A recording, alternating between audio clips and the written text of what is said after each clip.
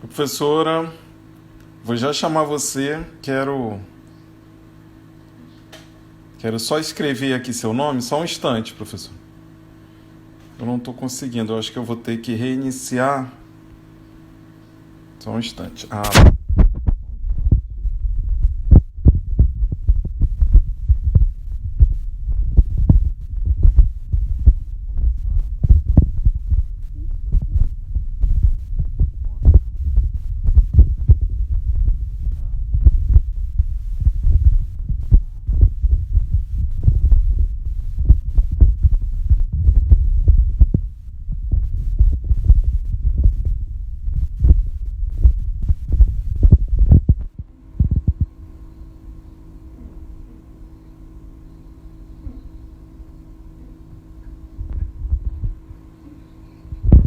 Só um instante, galera, já vai começar.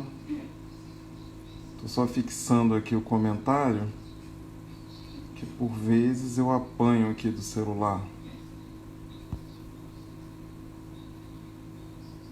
Deixa eu ver se dessa vez eu consigo, senão a gente começa sem.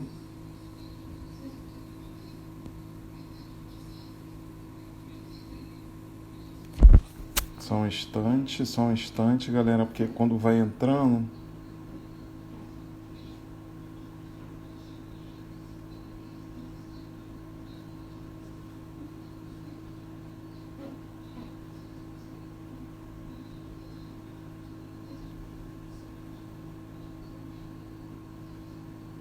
Só um instante. Boa noite a todos que estão presentes aqui. Eu já vou começar. Eu estou tentando fixar o comentário, gente. Aê, consegui. Vamos começar a live. Boa noite a todos os presentes. Meu celular não é dos mais novos, eu acabo apanhando um pouco. Professora Maria Sueli, que honra, boa noite. Boa noite, a honra é toda minha. Não, jamais. A honra é toda nossa. Hoje vou dar início aqui à 10ª edição do projeto Diálogos de Pretitude. Uhum. Eu prometi para todos os presentes, para todos os advogados aqui da OAB do Maranhão, para todo o público maranhense, que a gente só ia ter liderança do movimento negro, e hoje a gente fala com uma das maiores lideranças do movimento negro no Brasil, uma grande intelectual brasileira, uma pessoa que já foi citada aqui diversas vezes nas nossas outras lives, todo mundo comenta, fala da professora Maria Sueli.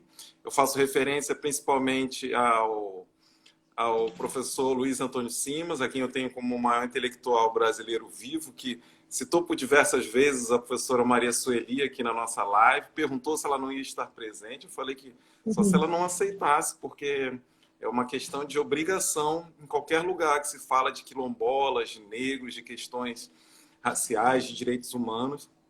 A professora Maria Sueli tem que estar presente, e eu vou fazer aqui uma breve apresentação do currículo dela, porque se eu fosse falar de tudo, a gente ia passar a live toda aqui, eu não ia terminar, nem ela ia falar.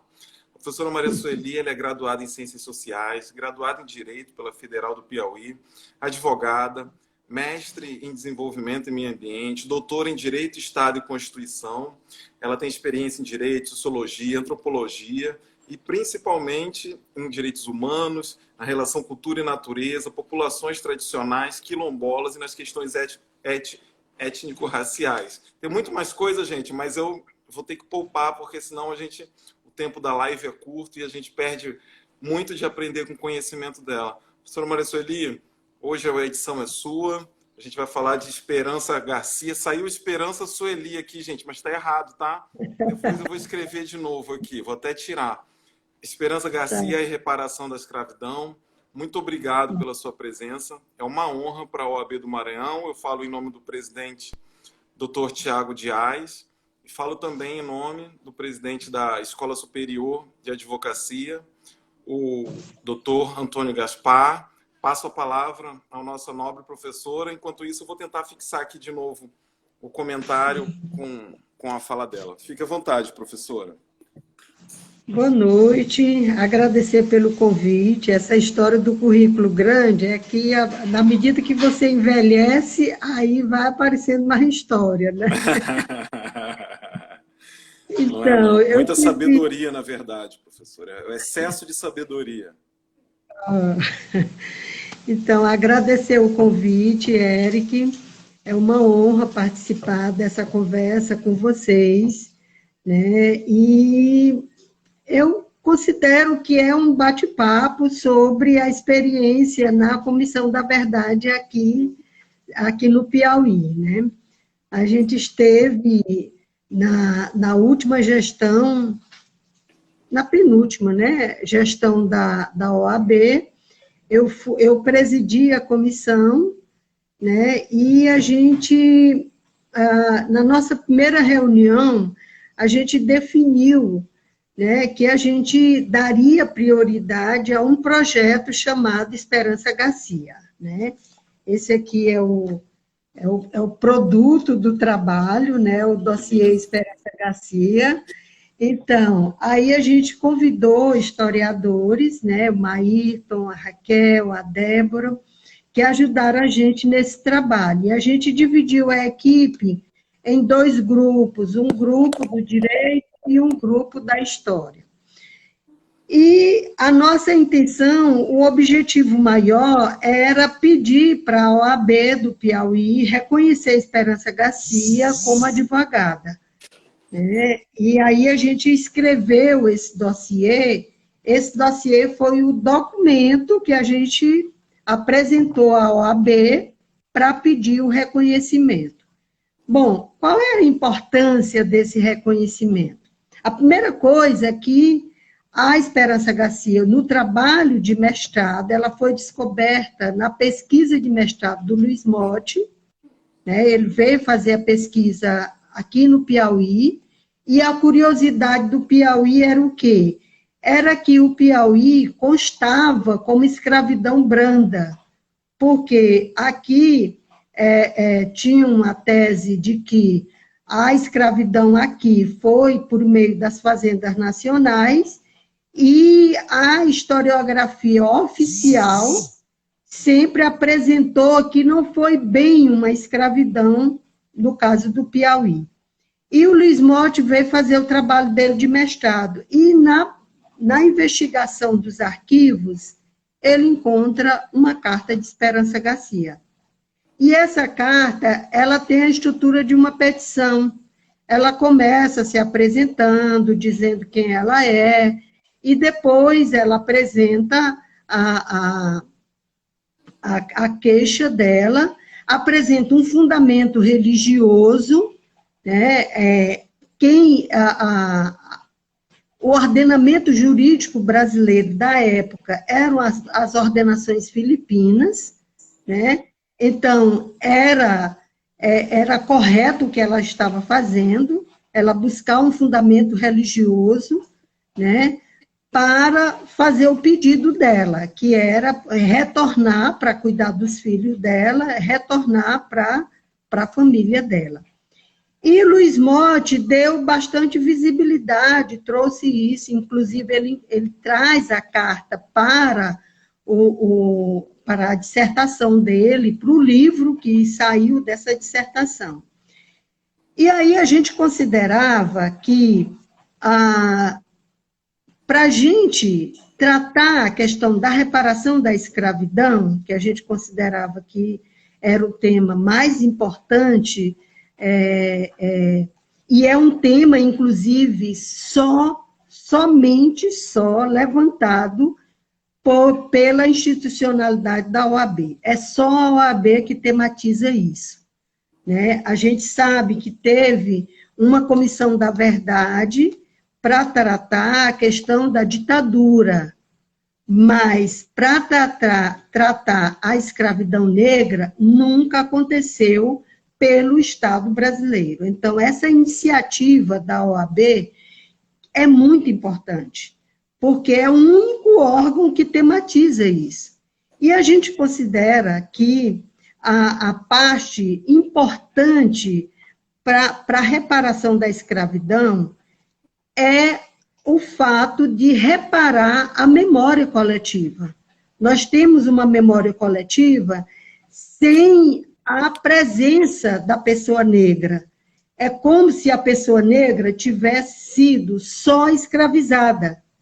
E ela não foi só escravizada, ela construiu, a pessoa negra construiu a história do Brasil. E isso não aparece nem no livro didático, isso não aparece no museu, isso não aparece nas estátuas, isso não aparece em lugar nenhum. E aí a gente considera que, como a reparação da escravidão é tematizada só pela OAB, e a OAB não tem o poder de instaurar uma política pública que represente uma transição da desigualdade para a igualdade. Quem tem esse poder é o Estado brasileiro, e o Estado brasileiro nunca assumiu isso. Melhor dizendo, nenhum Estado assumiu isso. Na verdade, o que está acontecendo nos Estados Unidos também não teve transição entre para uma declaração de igualdade racial. Não houve, nenhum país fez isso, né? E o nosso também não faz. E aí, como o que está ao nosso alcance enquanto OAB é o quê? É trabalhar, fazer algumas incursões pela memória coletiva, para mudar essa memória coletiva, trazer heróis e heroínas, trazer o protagonismo da pessoa negra durante a escravidão. Essa carta de Esperança Garcia é de 1770. Imagina, 1770. A gente encontra um protagonismo desse. E esse protagonismo, ele não está registrado. Os livros didáticos não consideram isso. A nossa história, conta a história, é da Europa, e não a nossa história.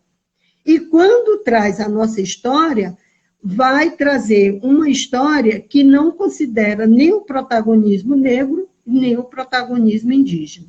Então, o dossiê que nós fizemos foi nesse sentido. Quando você quiser perguntar alguma coisa, pode perguntar. Fique à vontade, que está ótimo. Então, aí o que a gente fez? Na parte jurídica, a gente levantou as ordenações filipinas para identificarmos como era que a pessoa escravizada era tratada naquele ordenamento jurídico. E aí a gente identificou coisas curiosas, né? Porque no início a gente achava que a gente poderia não encontrar nenhum direito. Aí onde foi que Esperança Garcia se inspirou para encontrar esses direitos. Achar que ela podia peticionar para um poder que a escravizava. Aí a gente encontra, sim, a pessoa escravizada, ela tem direito, sim. Ela não é um igual pertencente ao Pacto de Nação, mas ela tem direito. E Esperança Garcia atuou como se fosse uma advogada naquele contexto. Tão tal que ela não pediu para ser libertada, ela pediu o que era possível naquele contexto. E o que era possível?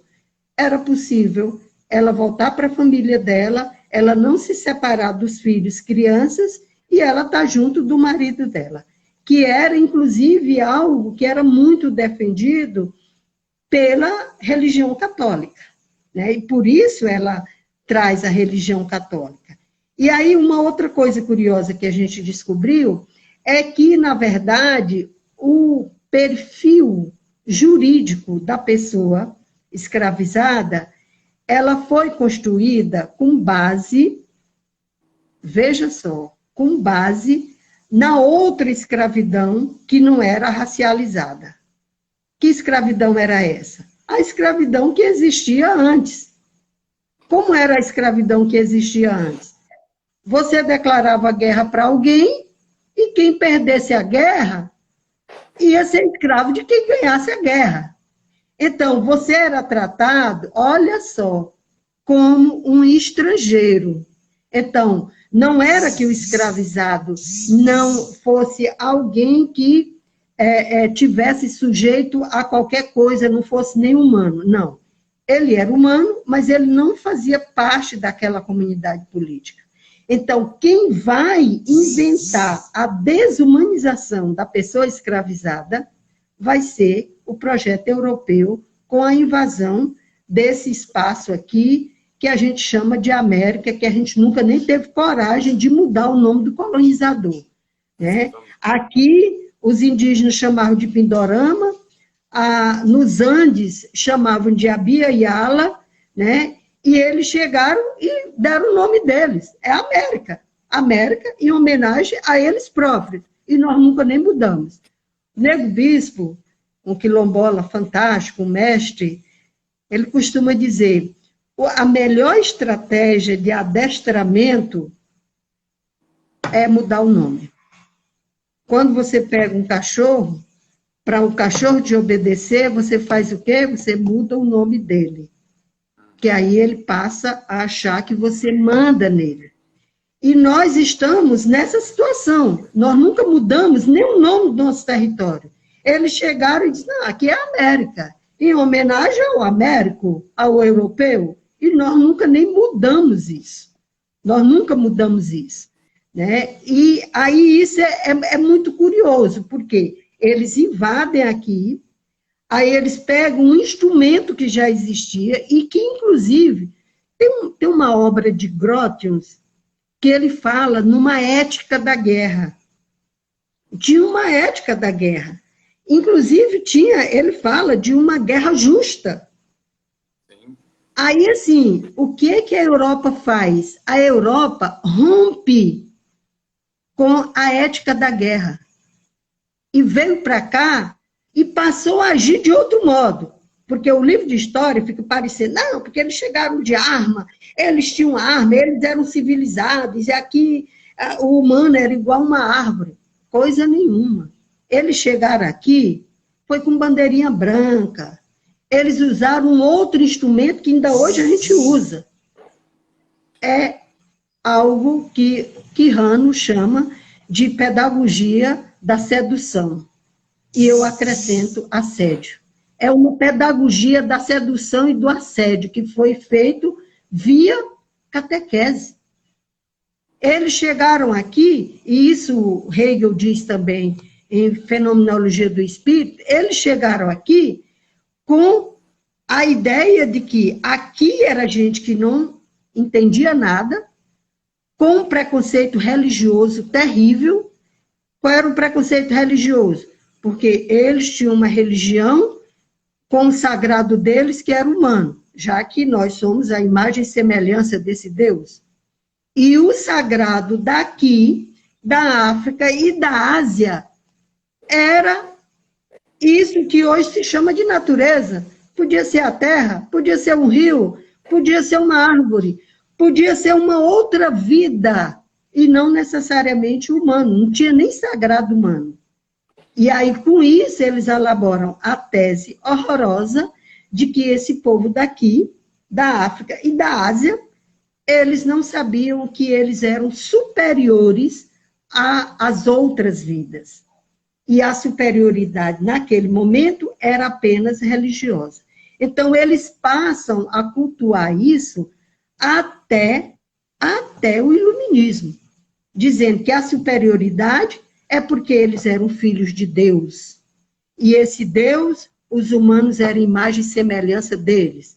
E o fato do ser humano ser imagem e semelhança, que era filho do Deus que criou o universo, e Deus entregou o universo para o ser humano fazer o que ele quisesse. Então, isso dava a arrogância da cultura humana. E, com isso, eles diziam que os daqui, os da África e os da Ásia, não tinham consciência que eram superiores. E essa consciência terrível que eles enfiaram nas nossas cabeças, isso impede qualquer proteção ambiental. Leff lançou uma obra sobre racionalidade ambiental e dizendo que tudo que se pensava para o meio ambiente não dava certo, porque não havia uma racionalidade ambiental. Mas por que que não tem a racionalidade ambiental? Porque a gente acha que é superior às outras vidas. A gente acha que se separou da natureza. A pandemia agora está dizendo isso. Coisa nenhuma. Vocês se separaram coisa nenhuma. Vocês são tão natureza quanto nós. Então, eles chegam aqui com a ideia de que eles são superiores e passam a colocar na nossa cabeça: olha, a gente respeita a religião de vocês, ó, mas tem esse Deus aqui que é mais poderoso, esse Deus fez o universo, e nisso vai convencendo, vai seduzindo a gente para a gente se tornar aquilo que eles querem ser. A catequese serviu de modelo para a escola, para a universidade, e nós continuamos repetindo isso. Criou uma subjetividade, como diz Fanon, uma subjetividade que a gente não se livra dela. A gente olha todo o tempo, a pessoa que está do nosso lado é nosso inimigo, e não nosso parceiro de vida. Então, se a gente não se livra dessa subjetividade, a gente não se livra dessa cultura. A gente está todo o tempo repetindo essa cultura. E aí, assim, essa superioridade rompeu essa pedagogia da sedução, como diz Quirrano, rompeu a ética de guerra que funcionava, que fazia uma guerra funcionar, né? E aí, nesse caso, foi substituída, a escravidão foi invadida.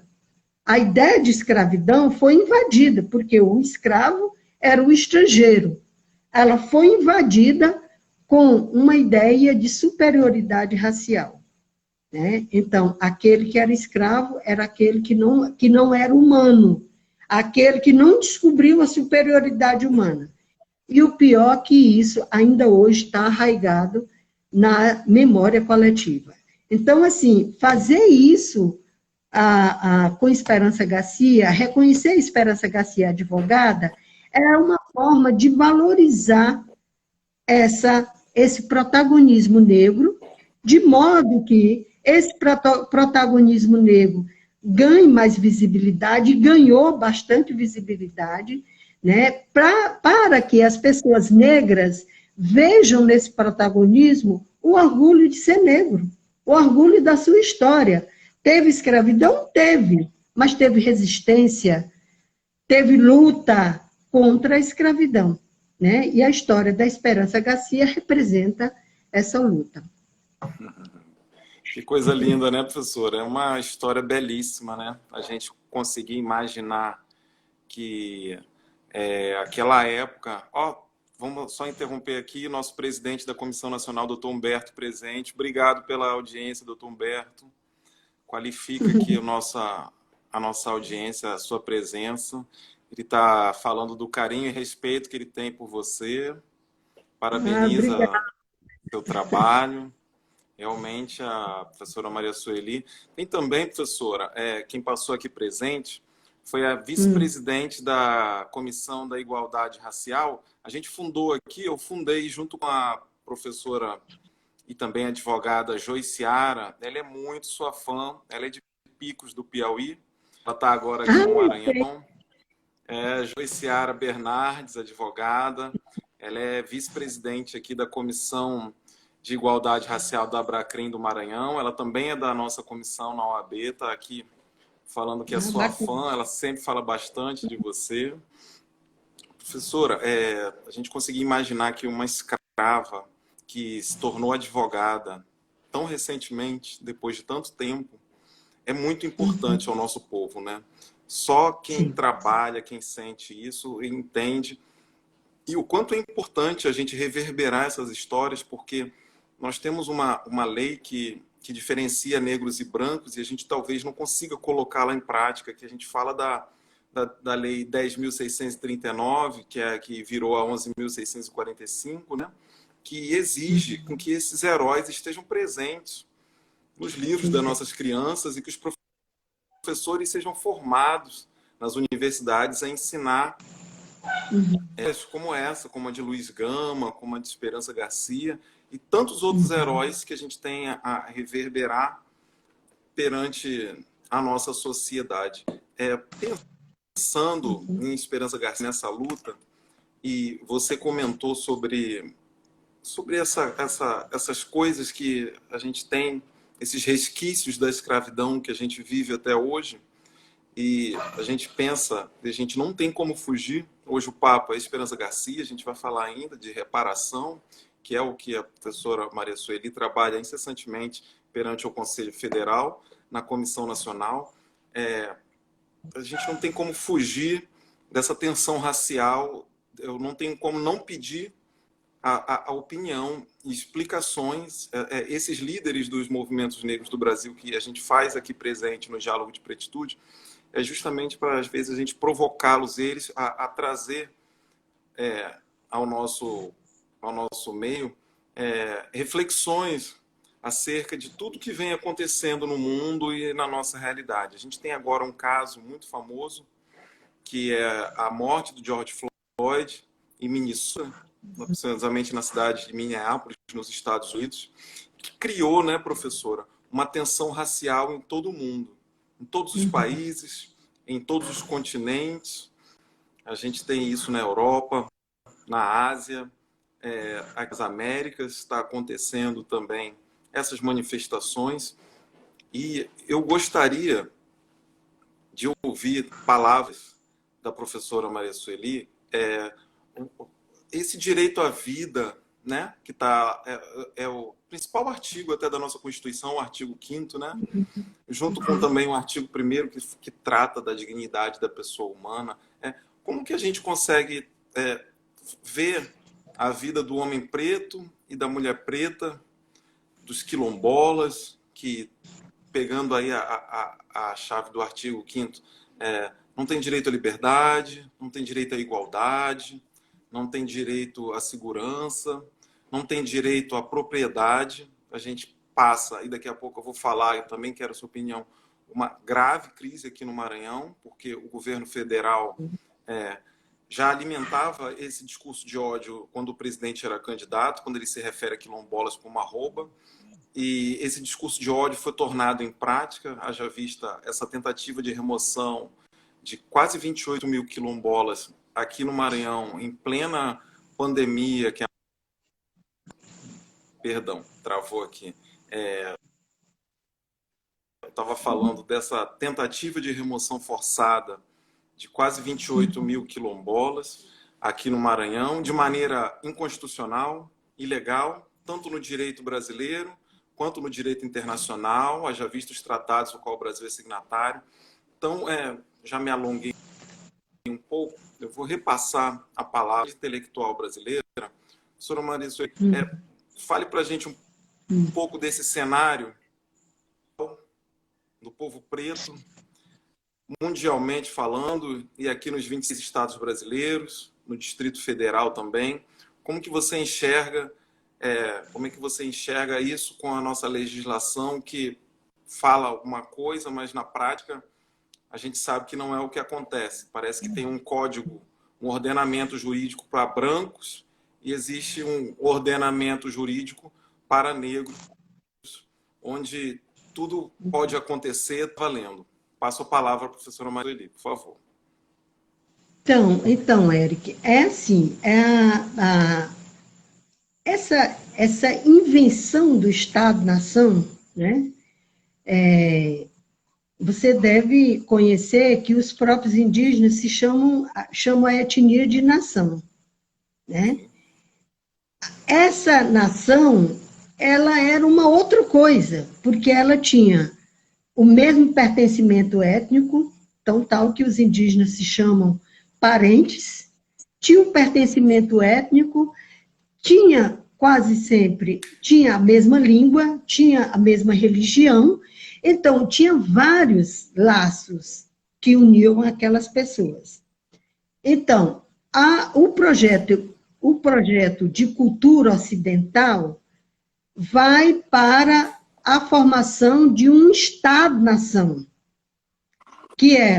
isso está num discurso de Renan, em 1882, parece, que foi na França, e ele pega todas as características da nação e ele vai dizendo que o Estado-nação não é aquilo, é outra coisa. E, de fato, é outra coisa.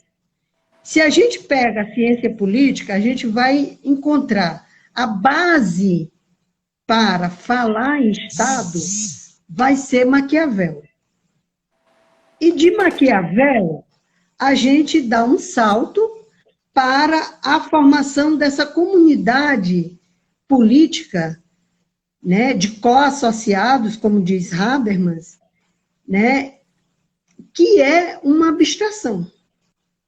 Porque ali você tem vários pertencimentos étnicos, você tem pode ter várias línguas, tem país que só tem uma língua, mas o nosso aqui tem várias línguas, as línguas indígenas, né, que são várias, né, e são protegidas pela Constituição. Então, e tem um território, né, é o território, o povo, né, e a soberania.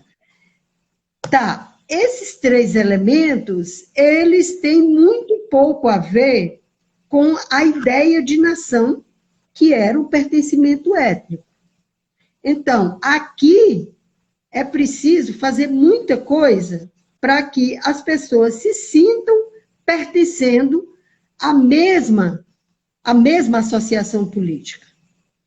E aí, quando você passa de uma situação de violência contra um determinado grupo, tem a necessidade de você fazer a transição.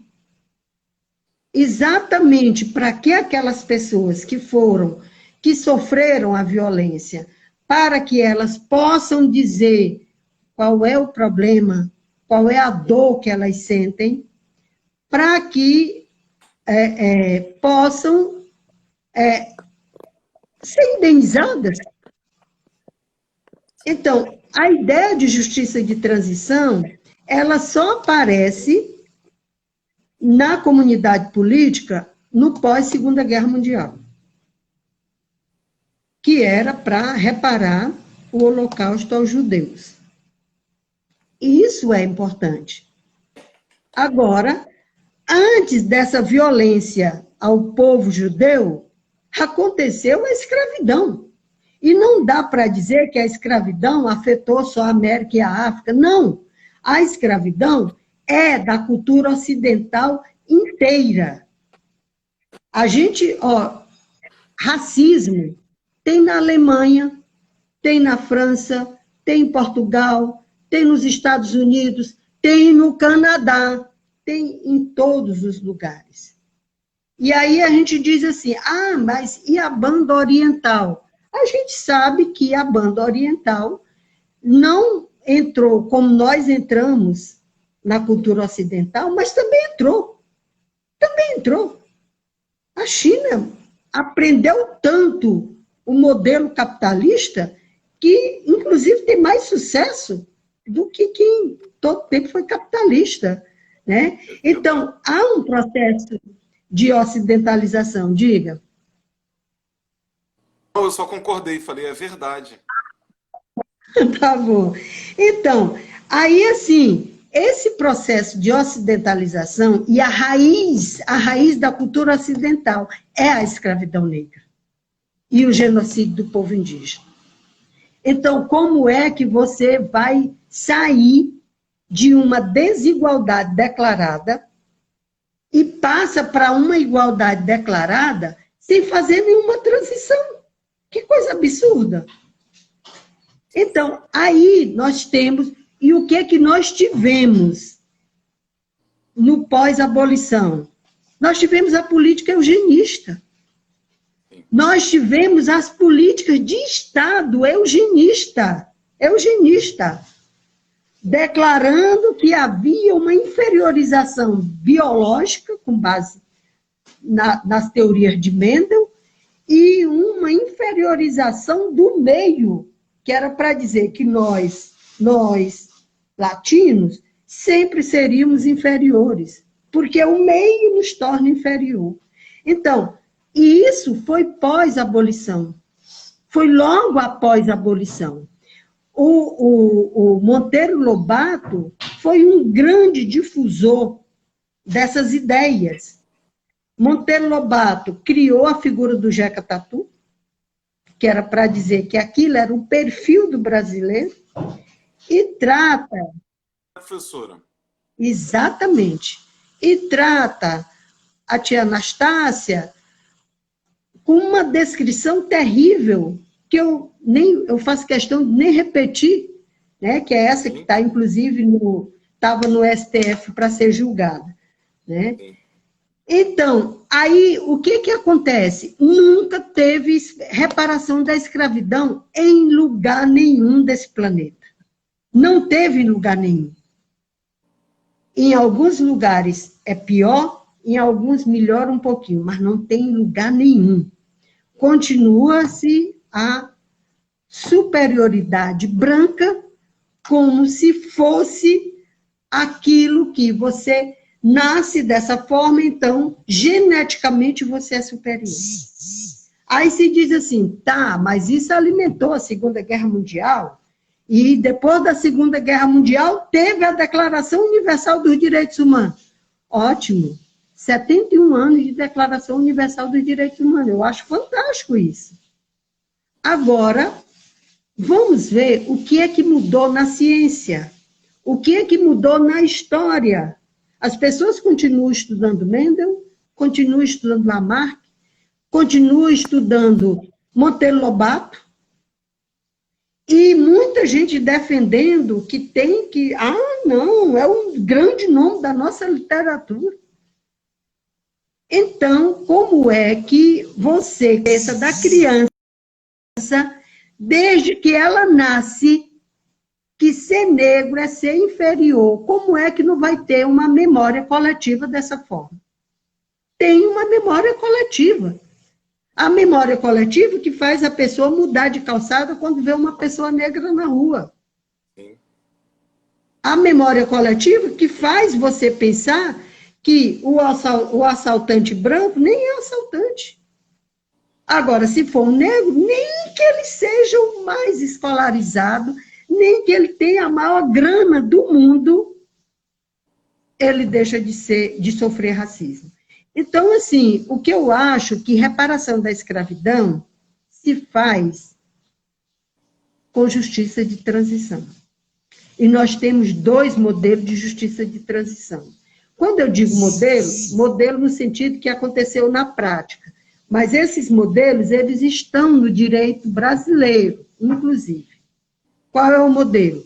O modelo do paradigma de justiça retributiva, que é a justiça, é o direito ocidental, o direito que a gente ensina nas nossas salas de aula, o direito do Kelsen, se A é, B deve ser. Então, isso é retributivo. Por quê? Por que isso é retributivo? Porque é a pena do castigo. Você pagou, você fez isso e você tem que pagar.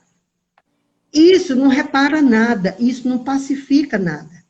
E, junto a isso, vai o quê? Vão o quê? Vão os valores morais.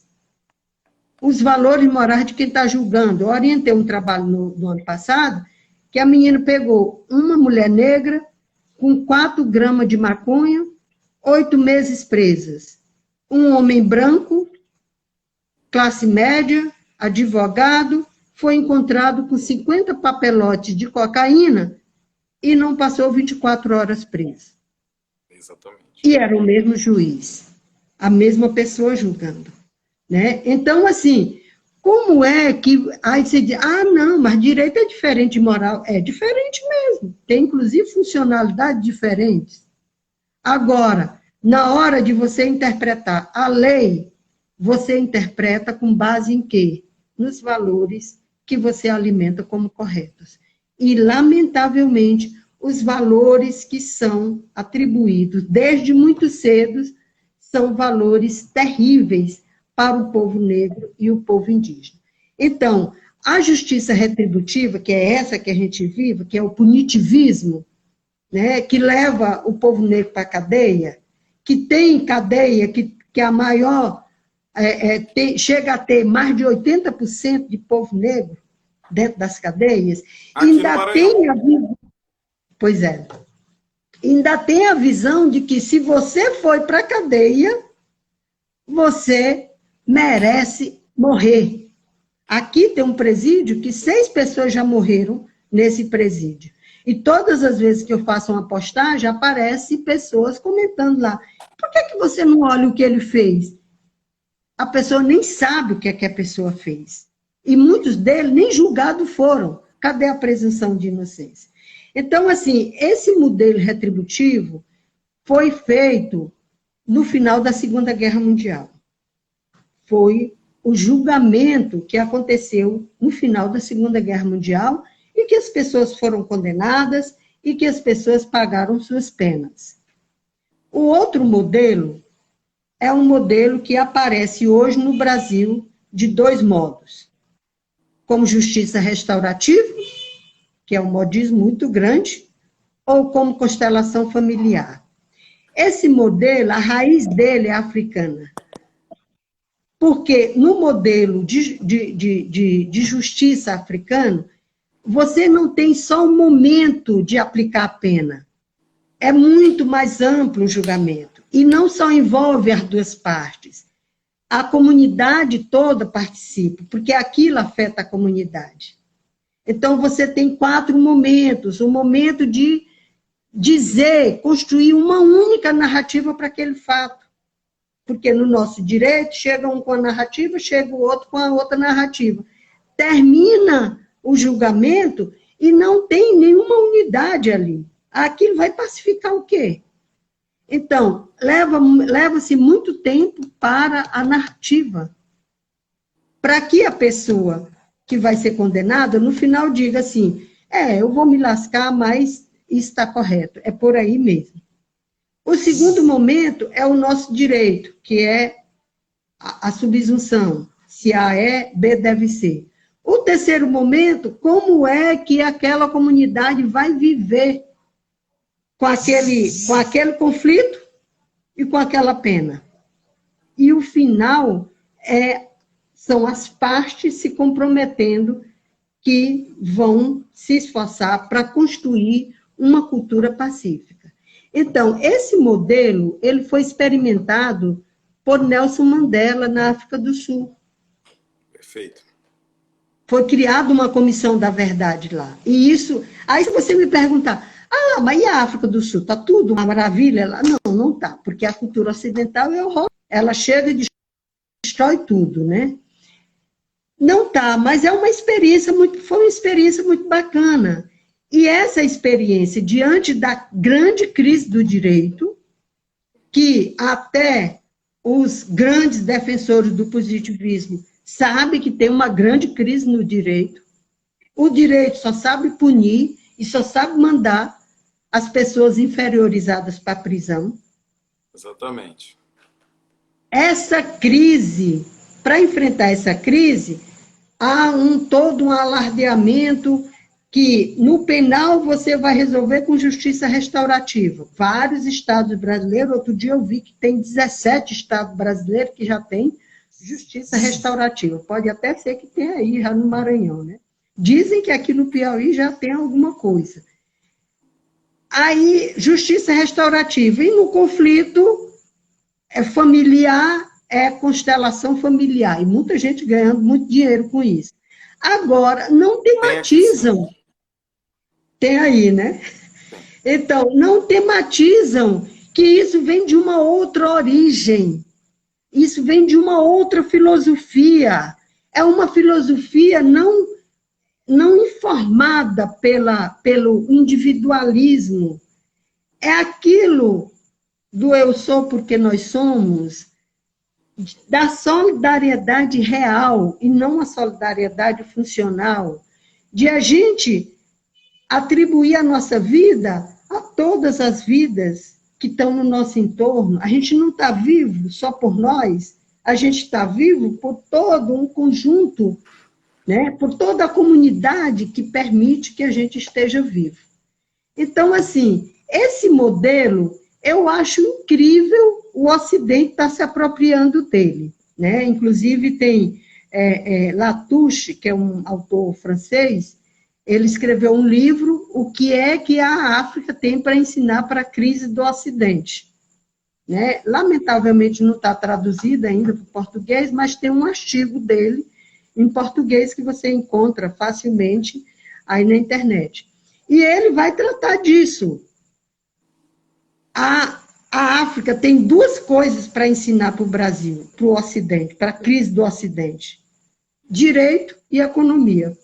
A maior parte da população mundial vive daquilo que os economistas chamam de economia informal.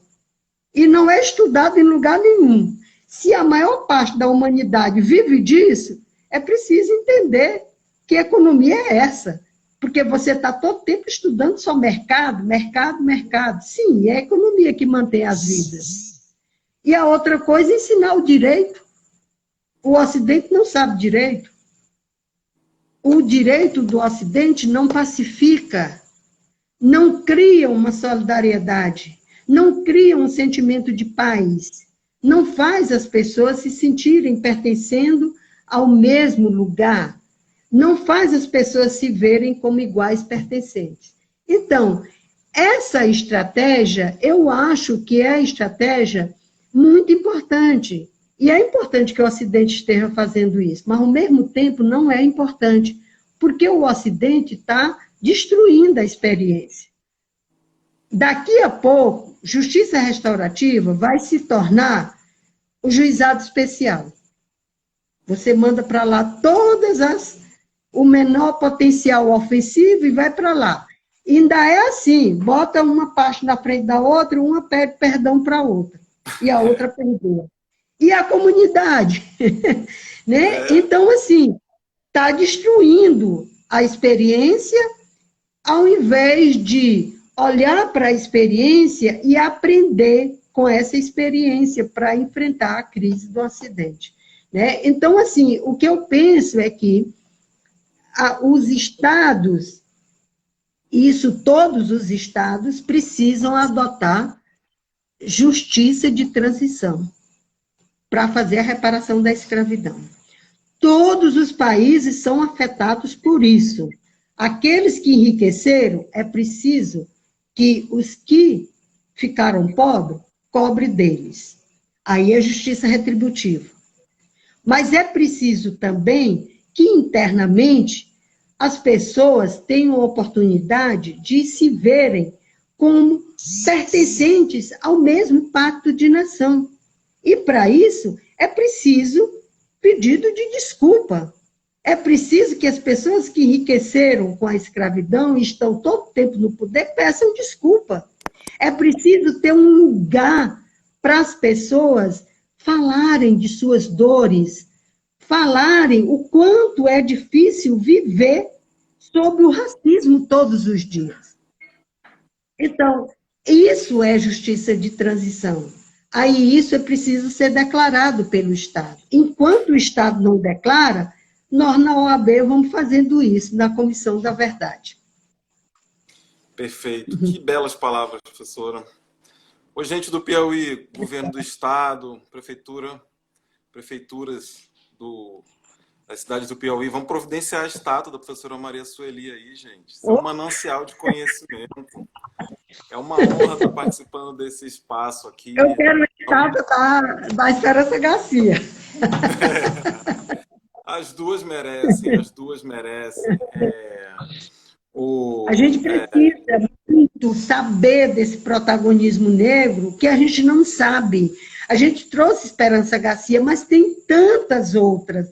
Em todo lugar que a gente vai, você pode perguntar, tem algum lugar aqui chamado Morro da Negra, Riacho da Negra, Riacho do Negro? Sempre tem. E ali tem um protagonismo não reconhecido pelo Estado. É muito importante a gente fazer isso. É muito importante. Muito importante. Lembrando, professora, essa pauta que você trouxe, só para a gente falar, eu vou falar aqui rapidinho e daí a gente já troca de assunto, o tempo voa nessas lives. Essa pauta de transição, né? Da justiça de transição, está sendo tese de mestrado e doutorados, muitos advogados negros, né? Nosso colega Jorge Terra, procurador do estado do Rio Grande do Sul, é a tese dele de doutorado, é também a... Travei aqui, alô? Sim, eu estou te ouvindo. A gente que está congelado.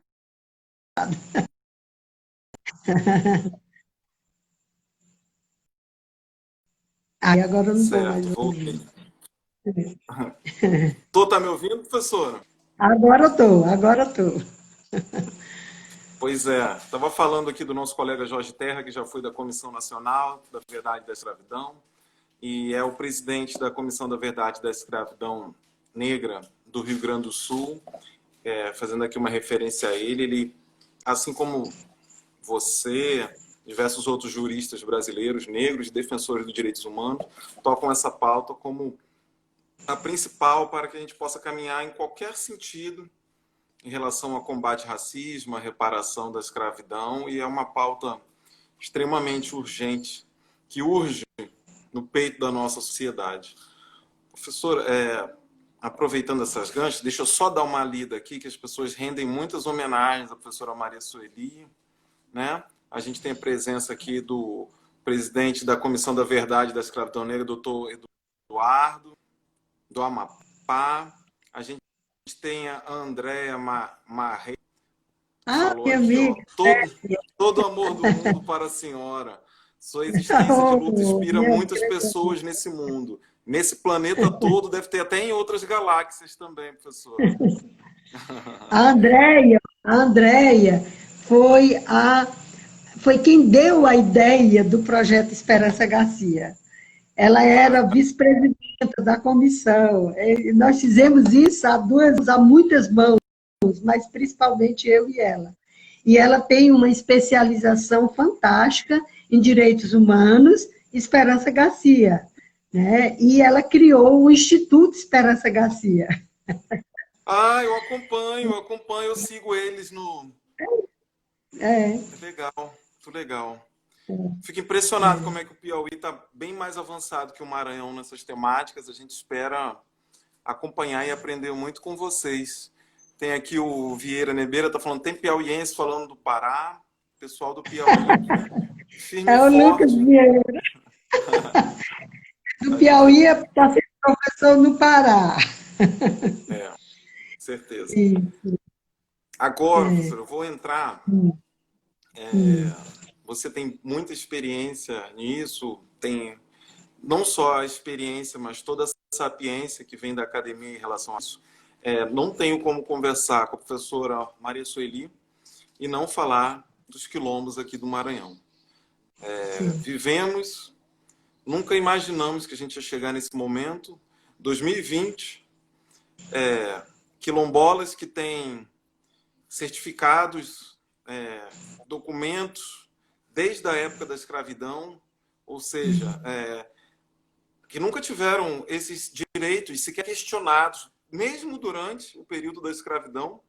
Esses quilombos, eles tinham os seus direitos preservados.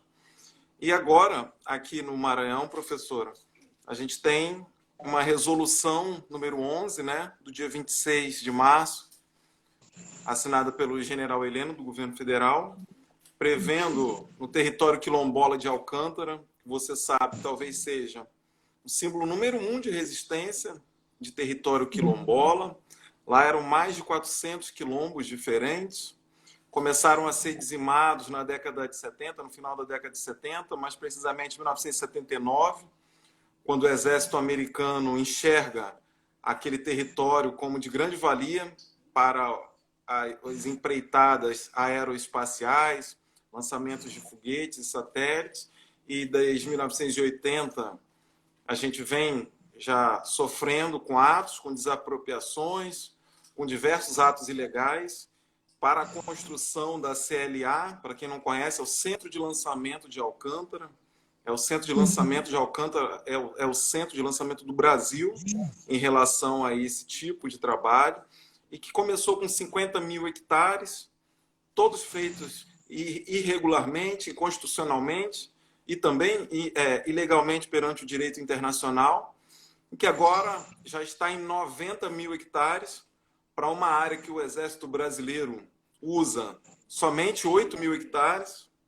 Eu preciso citar também uma grande ilegalidade e também aproveitar a sapiência da nossa palestrante, dessa grande painelista intelectual brasileira. Desde 1979, desde 1980, quando começou, quando funciona, o Exército Brasileiro não tem o licenciamento ambiental para que a CLA esteja em funcionamento, ou seja, essas pessoas estão desprovidas de todo o direito. E, professora, e agora também a gente foi surpreendido, há 3, 4 semanas atrás, salvo qualquer engano de data, com a remoção aqui em Santa Rosa dos Pretos de mais 8 mil quilombolas para ampliação. Você, professora Maria Sueli, conhece aqui o Maranhão, que é a maior rodovia federal do Maranhão, que é a BR-135. Somando esses dados aí, a gente tem 28 mil quilombolas que podem sofrer o genocídio negro, que já acompanha a história desse país há muito tempo. E a gente tem também aí, professor, e eu quero acrescentar esse fato, vão ser dizimados 28 quilombos em Alcântara, mais 23 quilombos em Santa Rosa dos Pretos. Se a gente for somar aí, ultrapassa a quantidade de 50 quilombos. A gente sabe, você sabe assim como eu, a riqueza que tem todos esses lugares, a nossa ancestralidade, o quanto é rico esse país e o quanto ele deve a esses quilombos, a essa resistência. Eu queria ouvir as suas palavras em relação a esse grande tema que nós maranhenses, mas não só maranhenses, nós brasileiros, nós pretos, eu, você, pretas, o quanto isso aflige a gente. Essas pessoas, professor, elas estão desde 1979 sem o direito à vida, né? Que a gente começou aqui falando do artigo 5º, e sem a dignidade da pessoa humana, né? Que é o artigo 1º, porque elas não podem projetar o presente, nem tampouco planejar o seu futuro, com todas essas ilegalidades, com toda essa falta de cumprimento do ordenamento jurídico brasileiro. Eu passo a palavra à nossa painelista para que ela possa falar sobre esse assunto tão grave e atual na nossa atual política brasileira. O território é muito importante e a gente é educado para não valorizar o nosso território, né? O que os europeus queriam daqui e querem ainda hoje é o território. Você se surpreende com Harvard comprando terras no Cerrado Piauiense. Então, o território é a nossa maior riqueza, né? E a nossa territorialidade é o que nos permite viver. Ou seja, o nosso pertencimento territorial é que nos permite viver. E aí, assim, a luta do povo afro-brasileiro, o povo que foi trazido para cá na marra, né? Eles foram trazidos para cá porque era a forma de escravizar, desvinculando do território. Porque se eu estou vinculado ao meu território, é mais difícil me escravizar, porque eu tenho ali laços afetivos ao território, eu me vinculo ao território, eu conheço o território, eu sei me proteger no meu território. E aí, o que eles fizeram? O projeto para os indígenas era genocídio. E para o povo negro era desterritorializar da África para cá, porque aqui eles não conheceriam o território e aqui eles ficariam virariam presas dos seus donos. Eles não contavam que as pessoas se reterritorializam.